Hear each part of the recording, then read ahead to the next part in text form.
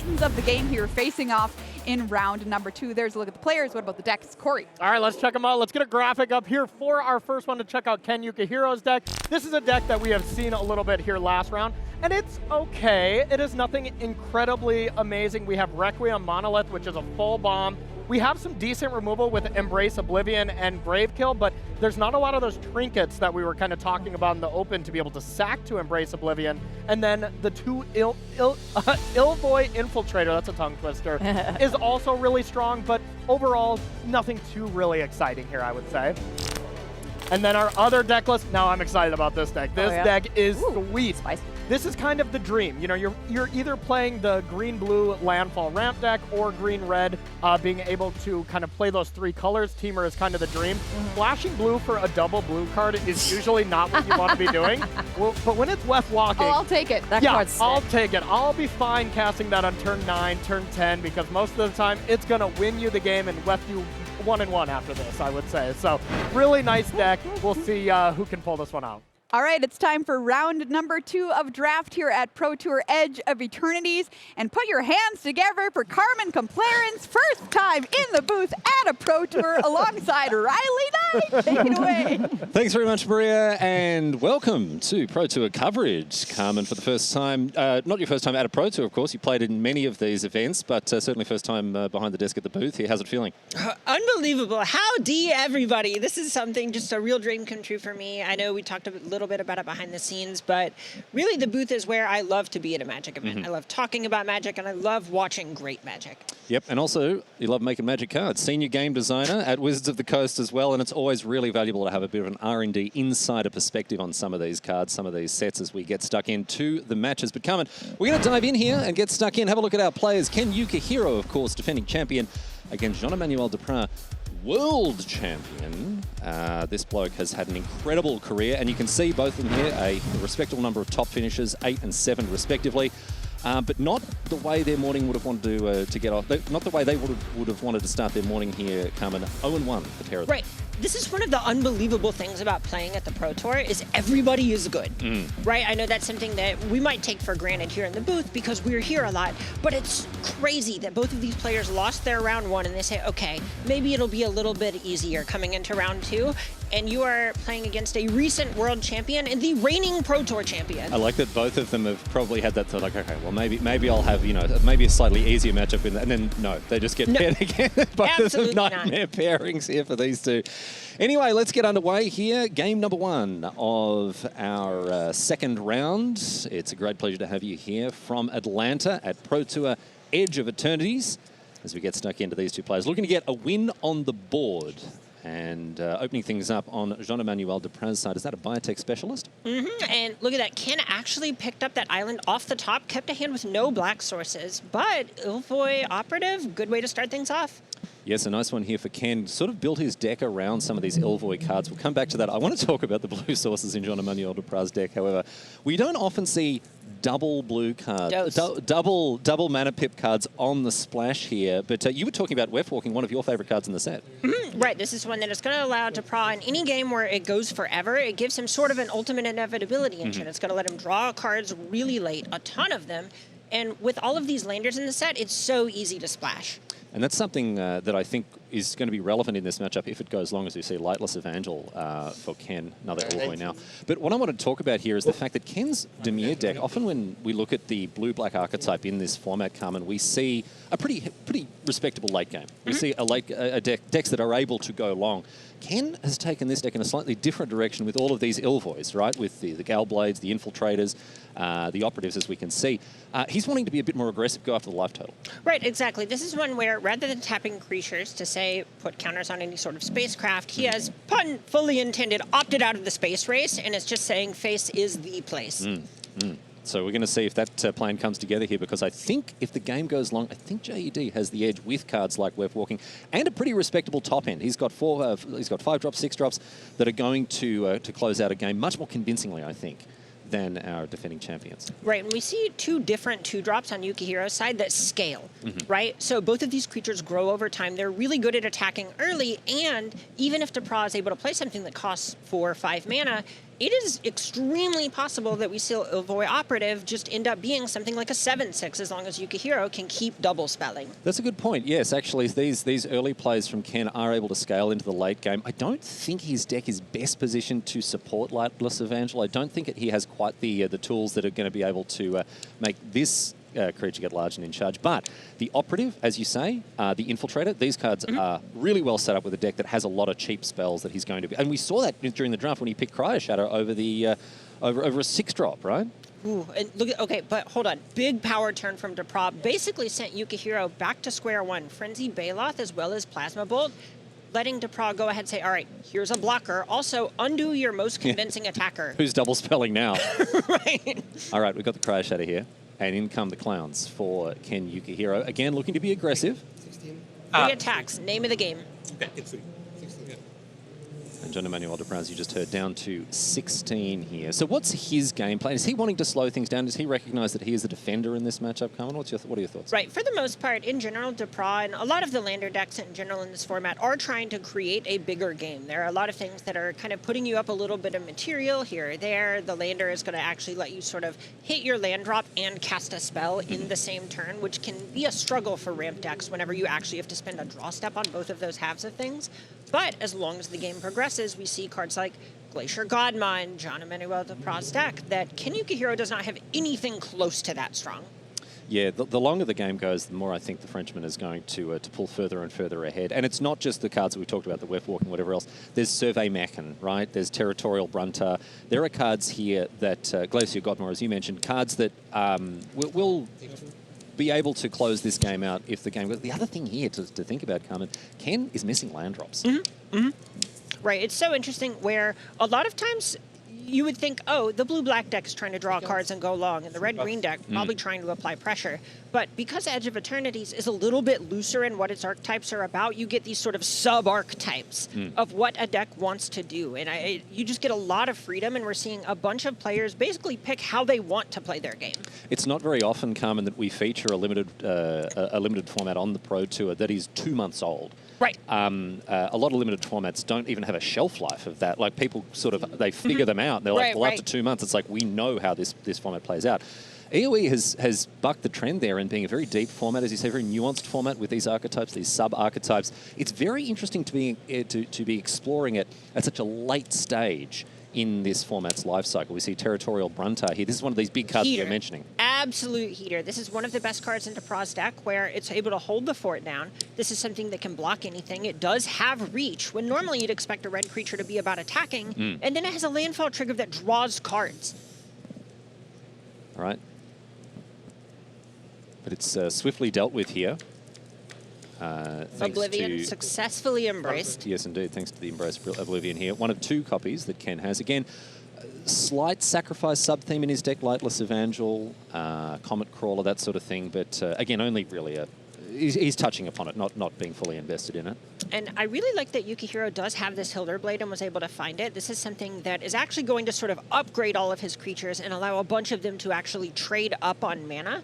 So we're seeing something like the Ilvoy Galeblade here, which now is actually going to ask you to spend a real card on a 1-mana creature, or it's chunking in for 4 every turn. And obviously this isn't necessarily going to be the case with Ken stuck on lands, but it's not really the sort of card you ever want to point a removal spell at, the Ilvoy Galeblade. Even if it is huge and attacking in the air, the fact that people can leave up 2 mana, sacrifice it for profit, it's always a bad feeling. So no, this is actually a very real threat here. But on the other side of things, a Larval Scoutlander. Oh, baby. Flying blocker. Dude, I love a Harrow effect. Come on, are you kidding me? Anything that lets me search up extra lands, I'm always grateful when cards like this are printed. And I love it, especially in a format where landfall is pretty important. Getting that many land drops in 1 turn, huge. Unbelievable. Ice Cave Crasher up to 7 power to immediately station up to be a real blocker. No cards. No cards. Jean-Emmanuel Depraz, hellbent. Not lands. No cards in hand for him. Ooh, Yukuhiro has one of the most iconic combos and cards in the format in hand. That we see the Embrace Oblivion, which has already done some great work for in this game, and Cryogen Relic. Format defining. Yes. Yeah. Embrace Oblivion, one of the cards that does need a little bit of setup in order to do its best work. But it can be devastating. And when played with something like Cryogen Relic, undoubtedly the best blue common, it's such an innocuous-looking card as well. Like, this is the sort of card you're looking, okay, yeah, draw a card, I guess, whatever. But it's the way the format works around it that means that this card just does so much work. And we're going to see that right here, Carmen. Look at this. Ooh, and okay, so going after the Ice Cave Crasher, in a lot of ways, this is Yukuhiro saying, okay, I see you're out of gas. I should actually just take down your highest impact permanent. Sure, we see a flying blocker on the other side of the table, but that is a lot of power on the Crasher, and now all of a sudden, Depraz doesn't have great blocks and also can't really apply a ton of pressure. So, Ken Yukuhiro has finally drawn his 4th land. However, tragically, it's another swamp, which means that he still can't cast that Tractor Beam. That's another key piece of removal here for Ken. I don't know it's going to be doing its best work in this situation here, but I've seen some huge blowouts with Tractor Beam on something like an LG Acolyte or something like. I mean, obviously that's Magical Christmas Land, but you understand what I'm saying. Tractor Beam can do some huge, but even just getting something out of the way is often more than worth the price of entry for this card. Right. And Yukuhiro also has a copy of Mechanizoa in hand, so just a lot of things that get creatures out of the way. And even though we were pretty skeptical of this Evangel on turn 2, just a couple of sacrifices, that's a 2-mana 4/4, friend. Actually, yeah, already just having sacrificed a couple of things to those Embrace Oblivions, now this Evangel is a legitimate threat that does need an answer. You can sack the Gale Blade on the table too. True, there's so many little things where you go, yeah, and then the blade will equip to it as well. Right. Right, you think, okay, how many times can I realistically do that? But the next step is, well, how many do I need to? That's a good point, because I sort of look at that and you're like, well, the deck isn't built around sacrificing things. How good can the Evangel be? But look at this, man. Mechanizoa comes down. It's going to clear the way for another big attack. And all of a sudden, Jean-Emmanuel Depraz really on the ropes here, Carl. This is a lethal attack. This is 8. All of a sudden, Depraz has to chump block. Yeah. Yep, the Cryoform is going to make sure that block isn't as effective as it otherwise could be, of course. So... Mechanizoa, an interesting card where you see it face up on the side a lot, and it almost creates these sort of checkmate situations where you go, well, I can't attack because that won't let me block, so what do I even do from here? Yukuhiro is firmly in the driver's seat this game. Yeah, he's done really, really well, and on such constrained manner as well. You've got to give it to him. I think his deck is in an okay position to function on fewer lands, but he's played a blinder here to make sure that he's kept himself in this game. Jean-Emmanuel Depraz with a Vault Guard Trooper here. Now, does this change the equation at all? It's not bad. One of the nice things about it is that you can just actually draw some more cards, which Depraz really needs to find some action at this point. He has a ton of lands, but he doesn't have anything to do with them. Yes, yeah, and this is the problem, right? This is when if you're not drawing lands, that's a problem that'll eventually, if you're given enough time, solve itself, because you draw too many lands, however. That's much more of a liability in the long game. All of a sudden, you're kind of bottlenecked, one spell a turn? That isn't going to cut it when you're this far behind, and here's the serve. All right. Immediately with the block. Oh, okay. Oh, my gosh.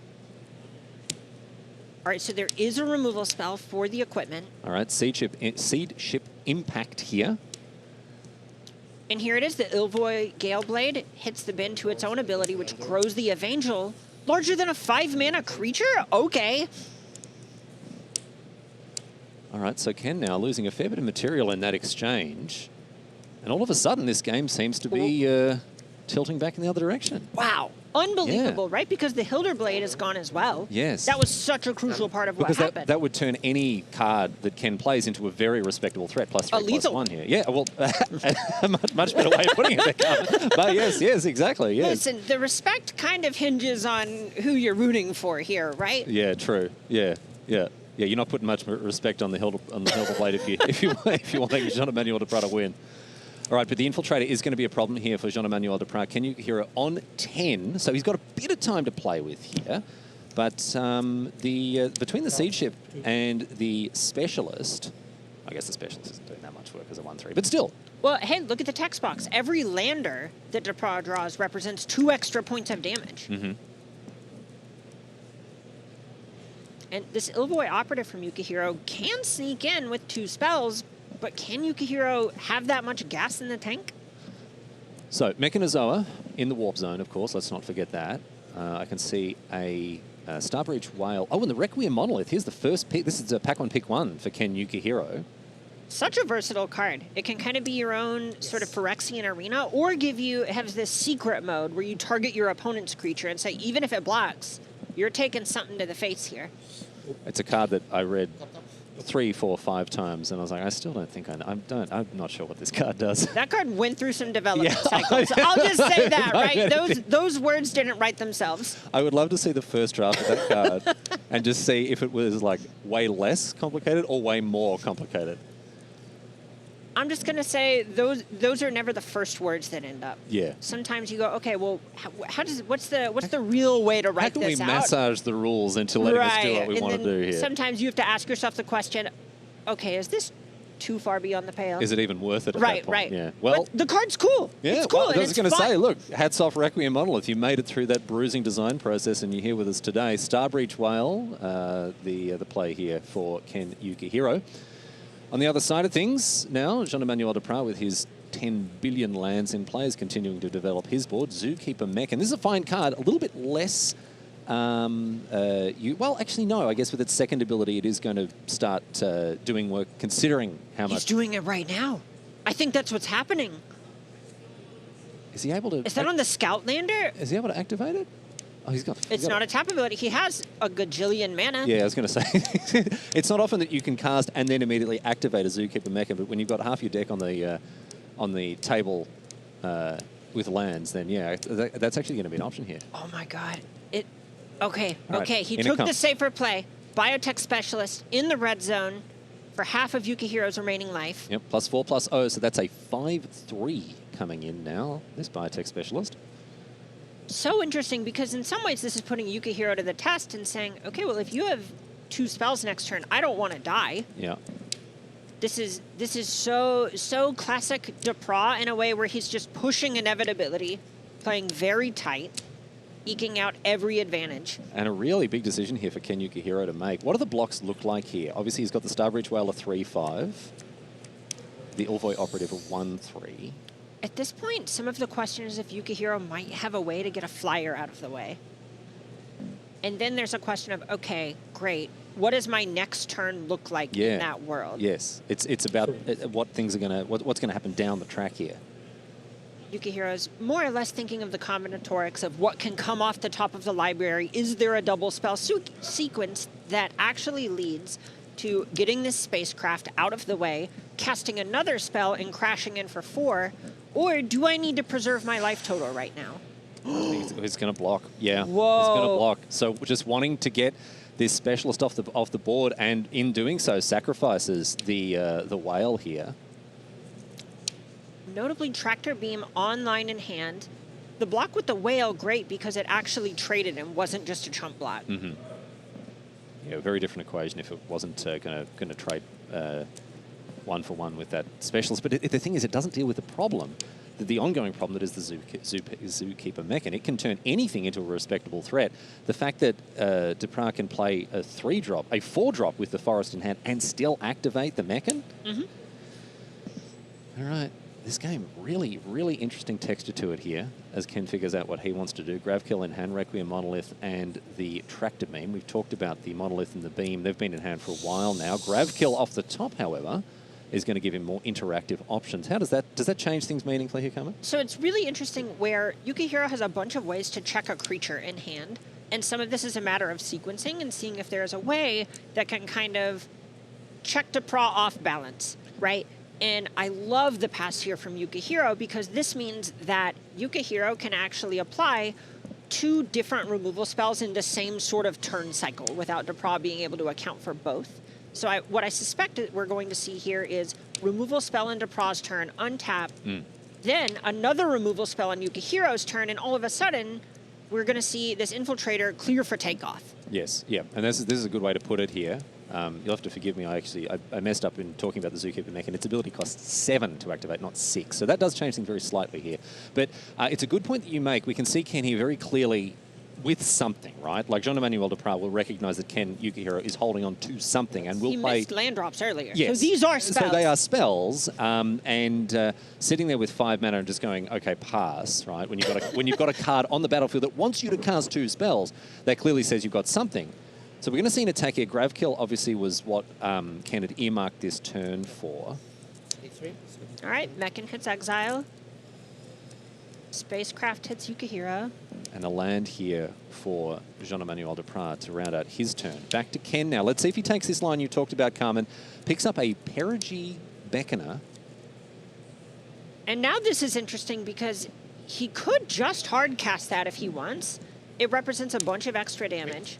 No, this is so patient. Okay, yeah. I like this. Wants to draw another card here and figure out what he can do. This is someone who won a Pro Tour with a red deck and understands the relationship between damage and inevitability. I love this. I love this. Gigastorm Titan, the draw from the Ilvoy Operative. And are we going to see Tractor Beam here now from Ken? You mentioned that this was maybe the sequence he wanted to take, Carmen, in clearing the board, in addressing the threats that Jean-Emmanuel was playing with the removal spell into removal spell. And then essentially, JD is at the mercy of the top of his library. I think Ken will know that he doesn't have anything. I think it's just, I mean, it's very easy for us to say this up in our ivory tower with the card viewers, with all the information available to us. But Ken's he's very good at this game. And I think he will understand the dynamics at play here, with Jean-Emmanuel being a little starved of resources. Off the top, though, he's found something. Ooh, okay. Wow. Survey Mechan. Wow. This kind of does it all at this stage of the game. So let's remind ourselves of what Survey Mechan does. 10 mana, 3 damage to any target, draw 3 cards, gain 3 life. And it's going to cost 7. Goodbye, Ilvoy Infiltrator. And look at this. No attackers on the table right now. So with the Tractor Beam played on the Siege ship, with the Survey Mechan coming down as an what was it, an 11 mana. That's the Glacier God. Oh my God. He's found that off the top here. Depraz sneakily with lethal in hand right now. This has just gone backwards and forwards. You're getting seasick watching this match, dude. How can you not moly. love Magic, man? God.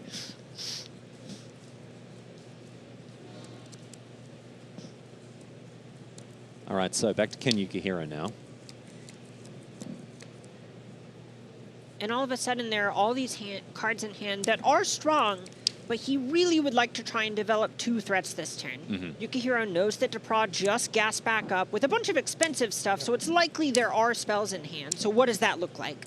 Okay, so we're going to see the Monolith here, followed up by the Gigastorm Titan. Notably, not shooting the Titan to draw a card for a life. That is how valuable Yukuhiro knows his life total is.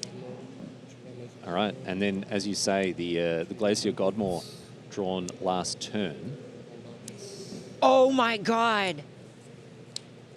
All right, so that land represents haste. Bombard represents getting the blocker out of the way. And it's time to represent game 2. Wow, straight into it there. Jean-Emmanuel Depraz. That was a pretty brief and blink and you'll miss it end to we're just talking about how deeply involved we were, and this game is back and forth, and then JD's like, oh yeah, we're finished here. We're done. Listen, your life total, I'm going to wrap it up. I'm going to wrap it up here. Yeah. All right, well, let's see how things break in game number 2 here between Ken Yukuhiro, our defending champion, and Jean-Emmanuel Depraz, former world champion. Gene Pollinator about as good a start as Depraz can hope for. Just one of the best cards in this limited format. Yep, he does have some pretty juicy top end that he wants to get to between Gene Pollinator, between the lander tokens that he can generate, that sort of thing. He's got some big cards to play, although not in hand. Siege Ship, Impact, and Possibility Technician. Oh, no, there's a Cavern Skyward as well for Frenchman as well.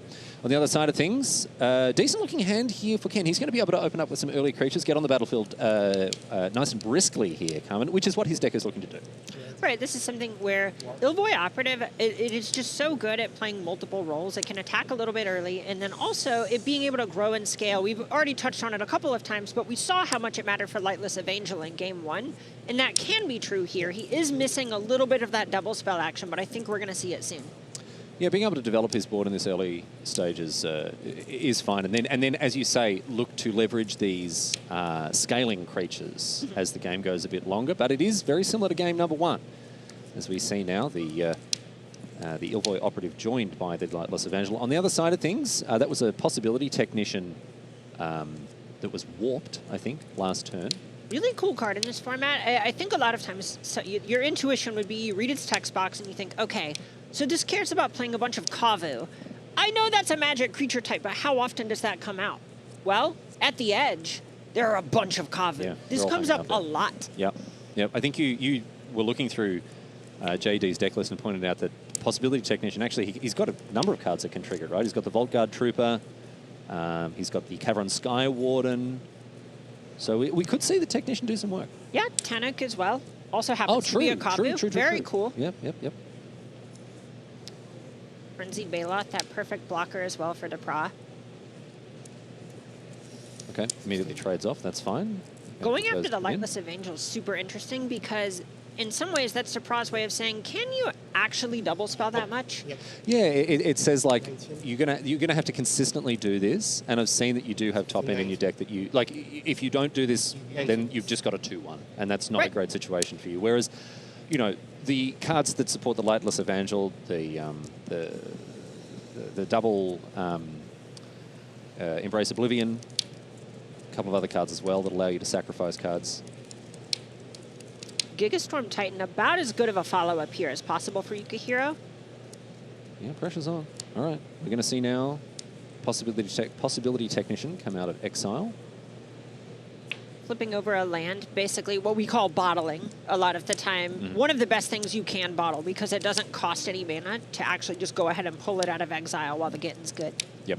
Yeah. These fast draw mechanic. We need a mechanic for like how milling got its own like keyword or whatever. We need this for the red impulse fast draw, exiling something you can play at this turn.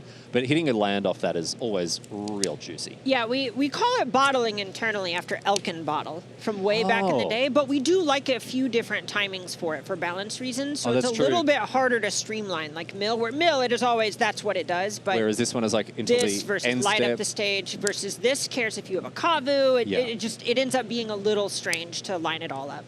And also, like, there are timing restrictions on some until the end of this turn, some until the next end step as well, so right. I'm sure you'll get there.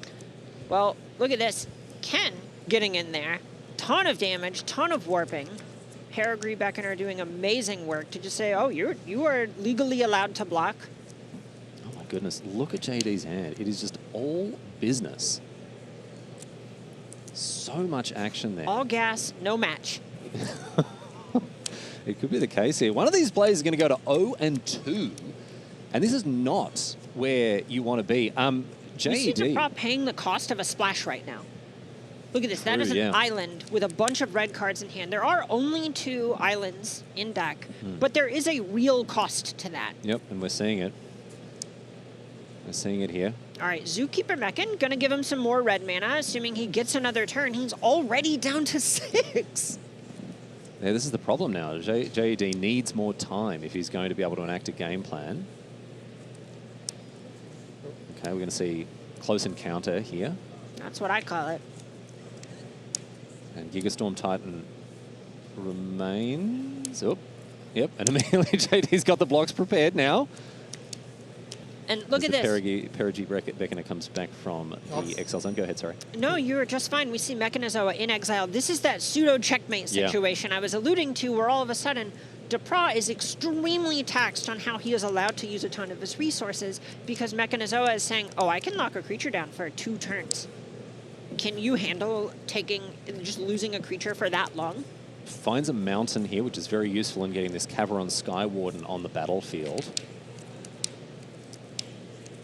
But to come back to what I was saying earlier, these players on 0 and 1, JED I know will be fighting particularly hard to not fall to 0 and 2 here. This is a guy with a 69% win rate in Constructed, one of the best Constructed players in the world. That is indisputable. 54% limited win rate, which is very good, actually. Yeah. Like, objectively speaking, at the very Pro Tour good. level, yeah. That's fine. I would lock that in. But for a player of his caliber, and compared with his Constructed win rate, yes, this is a guy who wants to win as many limited rounds as he can because he knows it's something of an Achilles heel. Right, and I know in a lot of ways, I think players can kind of undervalue sort of emotional momentum when you're in an event. But flatly, it feels better and you are more confident if you start strong. Absolutely. Yeah. If you've got a 7-2 record or whatever it is, a 6-2 record at the end of the day, having those 6 wins are so much harder to get when they've come off the back of 2 losses. Yes. Right? Yeah. So frequently you hear that, well, I started 0-2. I guess I'm glad I day 2'd. And he said, wait, man, you 6-2. Yeah. It's all the same, but you still but hear that narrative. Right, exactly. Exactly. Yeah. Alrighty. So, JD down to 2 life here. Mechanozoa on the battlefield now. Gigastorm Titan still rocking, as well as the Perigee Beckoner.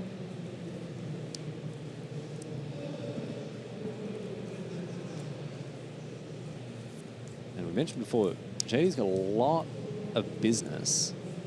He doesn't have a lot of life total. That's going to be the issue for him. Took a hit forward. down to 2. Yes. All right, Mechanozoa also takes a hit. All right. Seed Ship Impact, really impressive for me this format. I have been really happy to see it. Yeah. Pretty safe to play this card in a format that's so overrun with artifacts. Ooh, tractor meme. Uh-oh.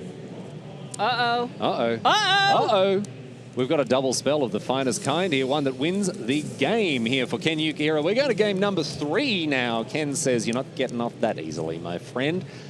And so we move on now to our 3rd and deciding game in what has been a very, very interesting match so far, Carmen. I'm going to be thinking about that game 1 forever. You could even see as Ken leaned back in his chair, looked up at the sky and said, could I have found those last couple of points? Yeah. Yep, that one was very, very interesting indeed, and hopefully we'll get a good game 3 as well. Depraz on a mulligan, and these big mana decks can really struggle sometimes when they're down a card, especially on the play. Not a good mulligan either. Look at that. He had Zookeeper Mech and Weft Walking in hand. I believe he just drew the close encounter. No red sources either. So this is not a good start here for Jean-Emmanuel Depraz. Things looking a lot smoother on the other side here. Ken Yukuhiro warping out a Star Breach Whale, making his draw even smoother. Well, this is really interesting. This is a very different game than what we've already seen. Depraz probably felt pretty bad about keeping this hand, but when Ken doesn't have a 2-drop, pretty nice. And then off the top, a Frenzied Baloth entering the battlefield, tapped and attacking. As all 2-mana 3/2s should. Yes, indeed. So in it comes now, and Ken under the gun a little bit here. And I believe this Cloud Sculpt Technician is actually out of the sideboard. Yes. In some ways, this is indicative of Yukuhiro saying, you know what, actually, you're a green deck. Let's take to the skies.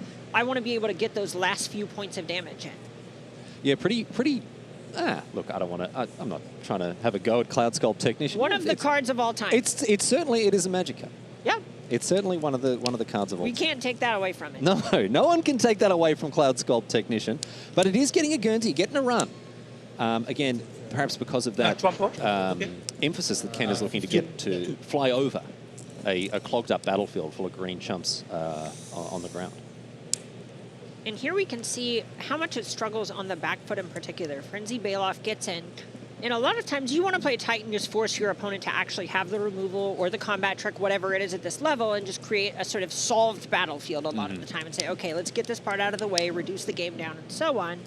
So he takes the obligatory block, but that means all of a sudden, with a fight spell, a 3/2 is able to, or excuse me, a bite spell, a 3/2 is able to take down a 1/4.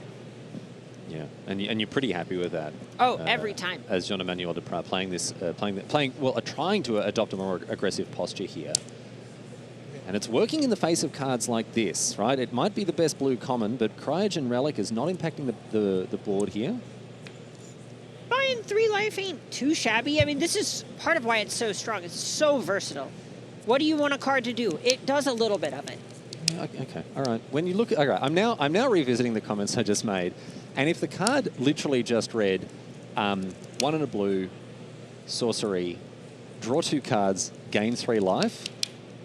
All right. Every time. I'm on. Every time. I'm now on board. It's just a question of perspective, isn't it? Right. Yeah. Limited is so cool because so many times you just have to really take a card for all the things it can do.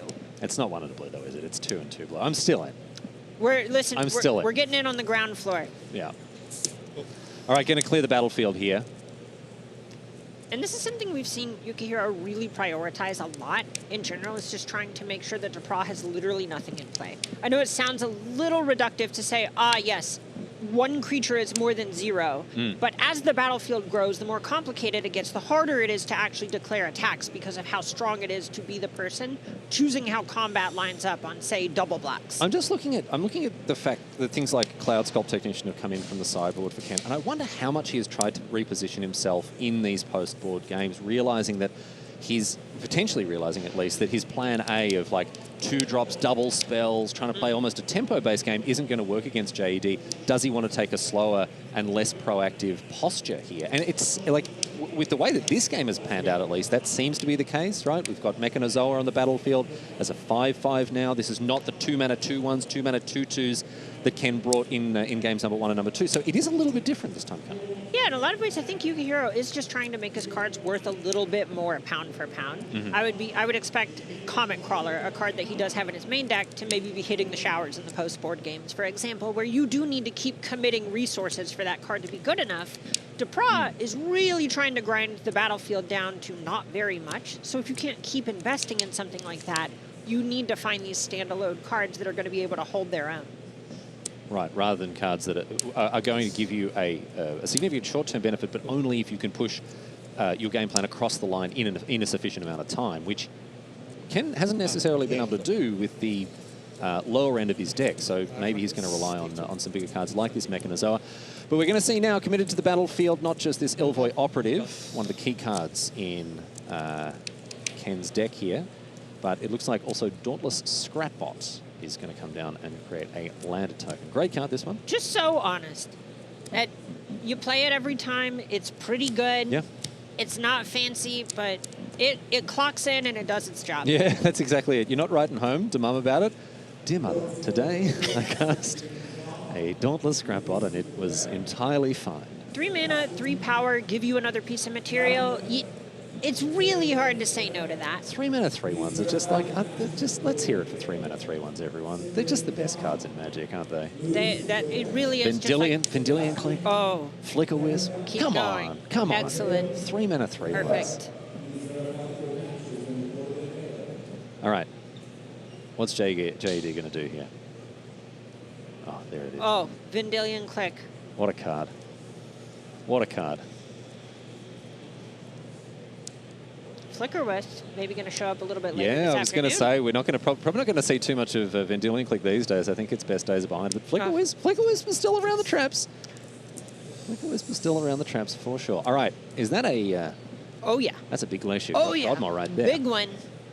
Into the red zone. This is what actually won Depraz game 1, and it is looking great right now. This card just demands action. A lot of times whenever you have a ramp strategy, you need your top end to be something that can just win a game by itself, because ostensibly you've committed a ton of resources to just putting lands into the tape onto the battlefield. That's something that we saw Depraz have a little bit of a struggle with in the last game, but this is the payoff for those sorts of games, is you get to say, oh, I have a ton of lands in play. Guess what? I'm going to introduce you to the business end of a 7-drop.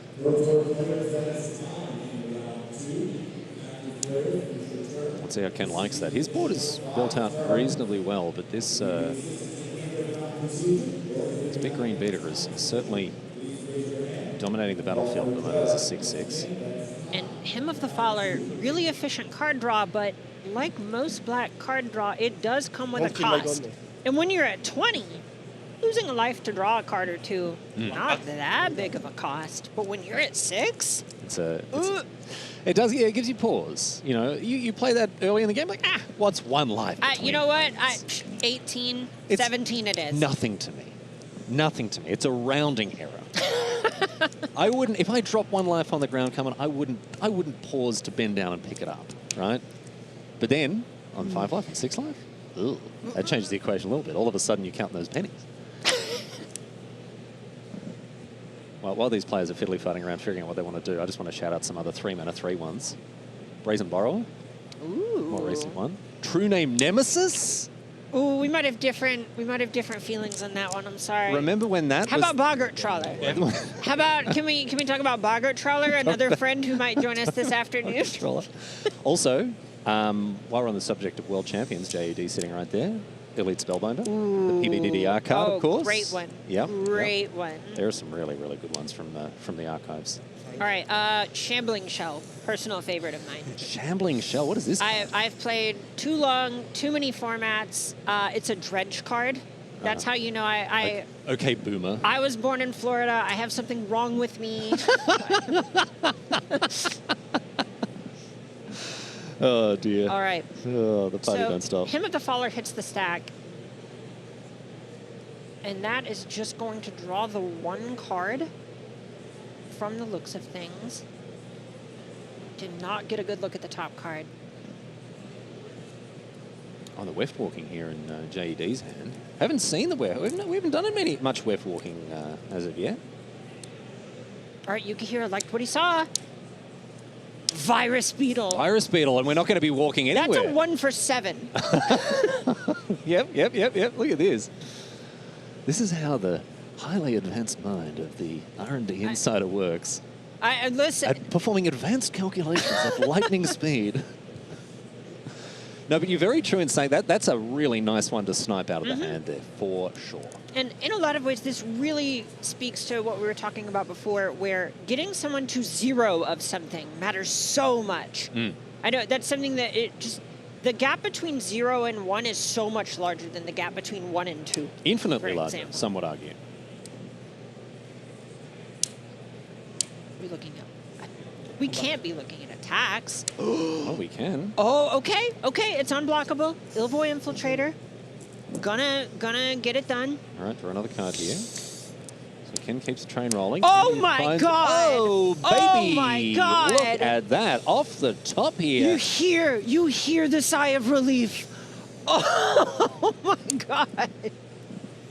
All right, well, Oblivion has been embraced once again, and all of a sudden, this huge threat that was dominating the battlefield, this 6/6 trampling Glacier Godmore, is no more. Dare I say, I think Yukuhiro's slightly ahead. Really? Really? If you push back on it very hard, I'll buckle very quickly. No. I have no confidence when it comes to this sort of thing. You say something to me with that level of confidence, Carmen, I'm going to believe you. I'm going to go down hook, line, and sinker. The Zookeeper Mechan is keeping Depraz in the game. Yes. It is not like everything is solved. It's not like this game's over. The top of the library matters so much here. But I thought Yukuhiro was dead. All right, Vault Guard Trooper now. No attacks. And no attacks back to Ken, who is also drawn, picks up his lands. That means the Trooper is just a Colossopede? 5 mana, 5/5? Yeah, it's not doing anything else. All right, looks like Ken has he's drawn a 5-drop. No, he's going to... Oh, he's got this... Oh, the whale! Hey, you drew the 5-drop a while ago. Remember that from Act 1? I did actually forget about that Starbridge whale. You know, I would never admit to that. I totally remembered it. No, I forgot. I'm just a bit of a fool. So there we go. And we're going to see now a Perigee Beckoner sent into the warp zone. Notably, second spell for the turn. Ilvoy Infiltrator. True. Unblockable. Free for takeoff. Yep. And it's gonna clip in for a bit more damage this time as well, thanks to the Perigee Beckoner. All right. 3 of them up. 1 of them off the top. I'm so... Oh my god, it was a removal spell. The surveil from this whale was so nice. Yeah. So nice. A grav kill here for Ken.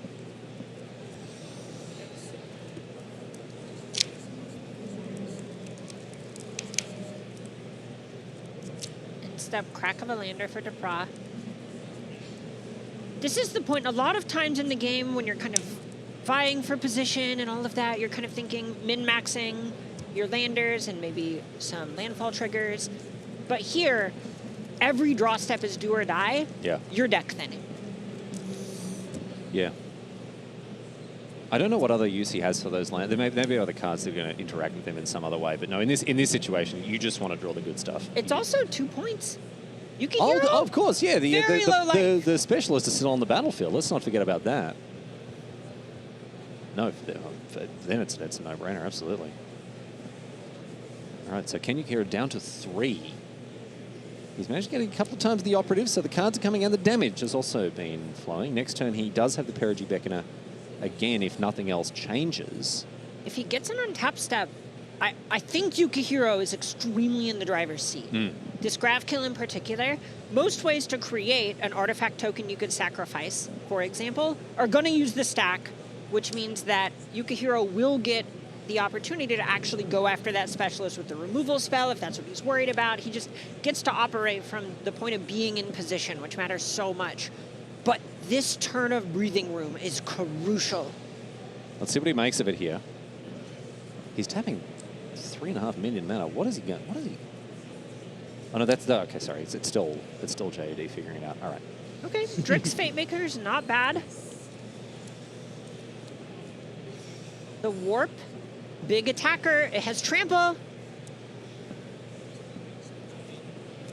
Okay. So Mechanizo is still there as a 5/5. 12 toughness on Yukuhiro's side of the table is a lot of toughness to soak up some damage, but it's going to get something on the way out. That's what he can do here, right? He can line up blocks that aren't ruinous for him, but he's still not happy about it. You can see this the body language here. I adore this. You can see the chuckle and just going, give me a break. Yeah. Can one of us just brick? Yeah. No, absolutely not. This is the Pro Tour. This is the feature match area. This is everything for these players. Because Ken now, he's looking at a straight up trade with the 5/5s against each other, but now instead, no. That's so much value.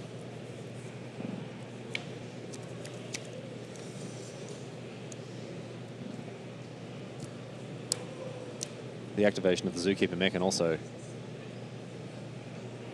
putting a huge amount of pressure on Ken Yukuhiro here. Gigastorm Titan, not a bad one off the top for Yukuhiro.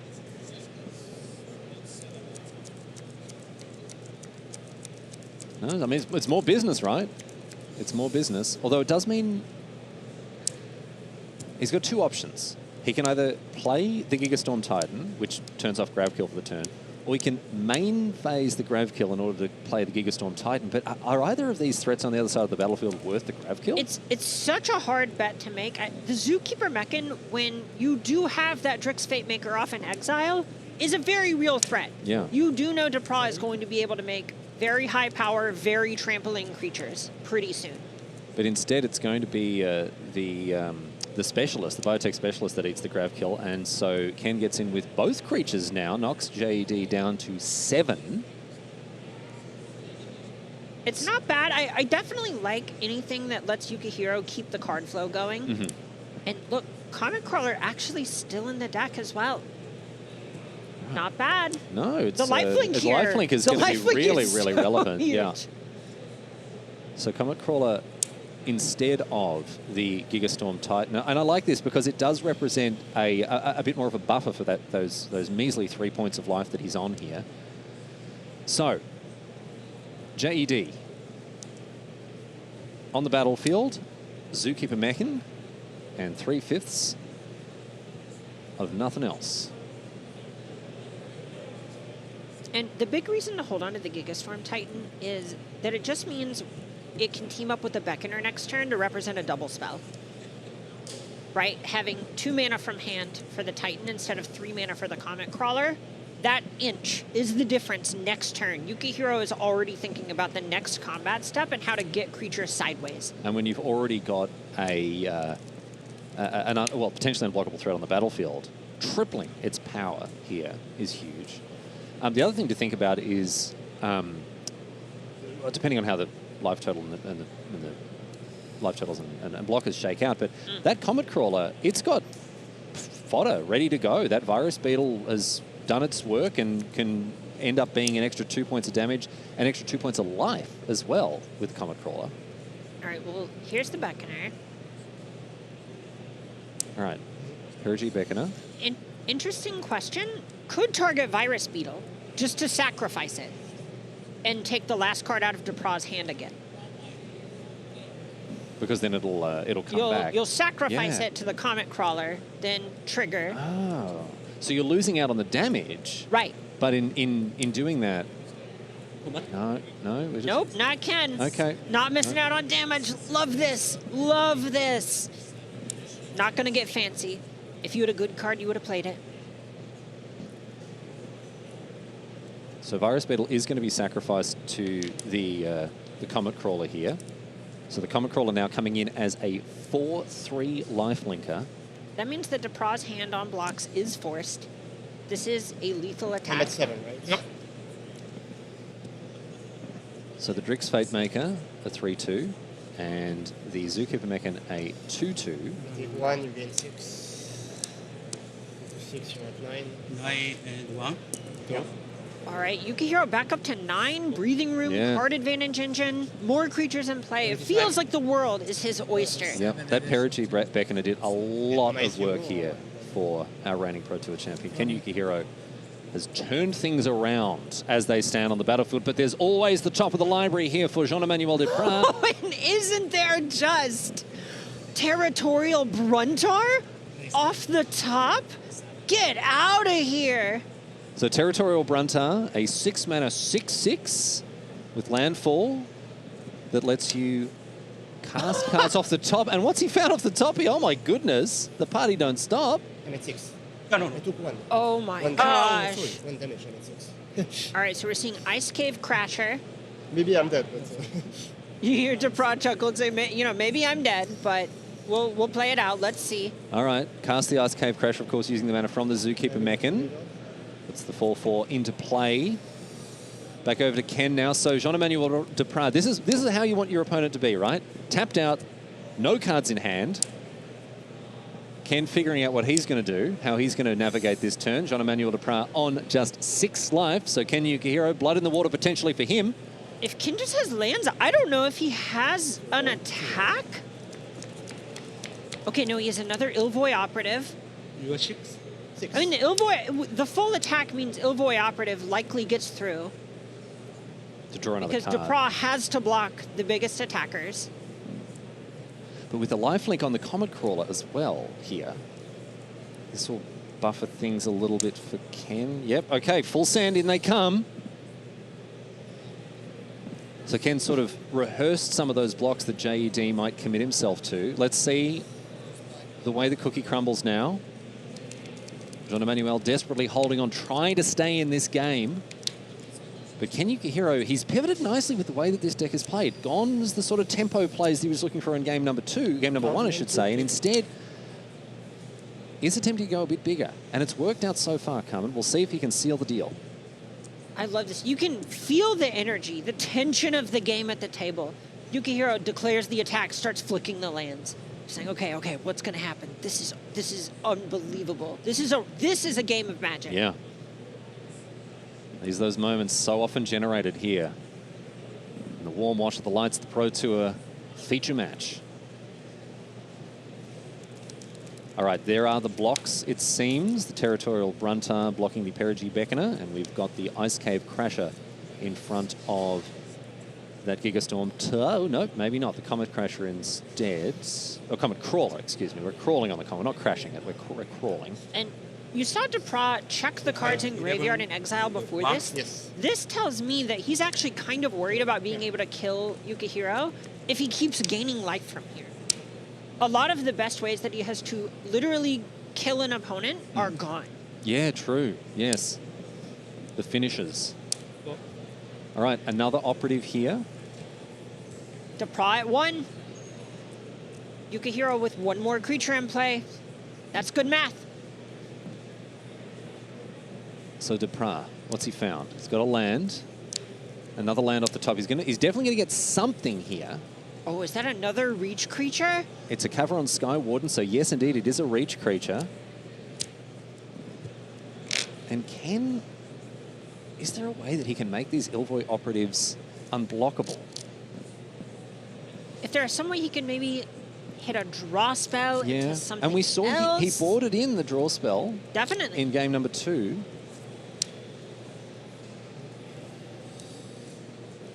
I believe Ilvoy Galeblade is still in the true. deck. He could that's a shoot great for point. the moon with that. That's a great point. Requiem Monolith. also another way to just draw a card. Also, you can target the opponent's creature and make its block not work. Cryogen Relic has been played, I think. believe that was used earlier. Yeah, okay.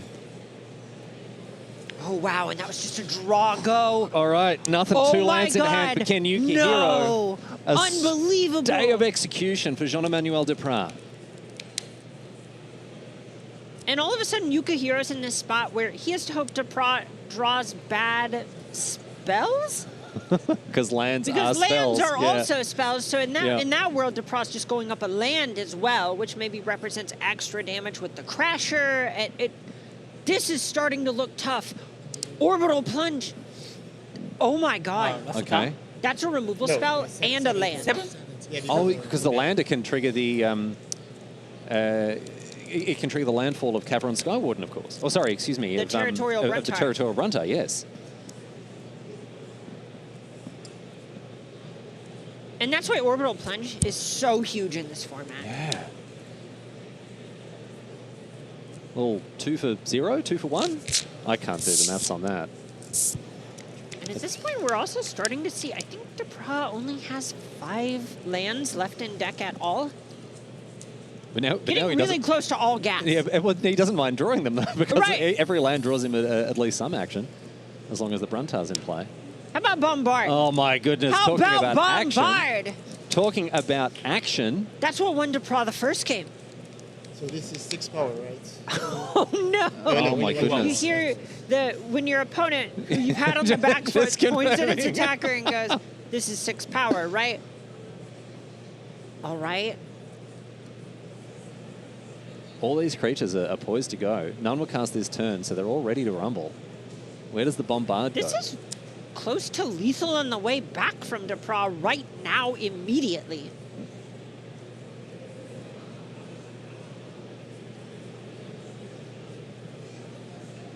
All right, going after the flyer here. Bombard takes it down. There's 18 total power on the table for Depraz right now. It's not all going to get through, so I don't think he can commit everything. But this much pressure is one of the ways to kind of buffer your own life total by forcing Yukuhiro to block. All right, in these two come 2 potentially lethal creatures. Potentially unblockable lethal creatures here for Ken Yukuhiro. Is he priced into... Well, what kind of block can he make here, Carmen, that's going to give him the best chance to win? But you just got to put it in front of the creature without trample. So I assume it's going in front of the Bruntar. We're going to see Yukuhiro eat 6 from the Crasher. Because that's a 6/4, as this JD is, pointed out. Right, exactly. All right, so the Bruntar, as a 6/6, eats up a chump blocker, but as you mentioned, the Ice Cave Crasher does have trample, so gets in All right, unimpeded. what's the draw? What's the draw? Oh, he's slow rolling himself here off the top. What's he found? It's okay. Starbreach Whale. Starbreach Whale. Played out. Surveil 2. Found, okay. Evangel. 2 and a cards land, in I think. hand. Bins We it, yeah. both know their land. But we didn't do anything with them last turn, so I think JED will have his number here. 2 landfall triggers. There's Tanak, and that's going to be enough here. Ken Yukuhiro scoops them up, and JED takes out the game, and indeed the match there.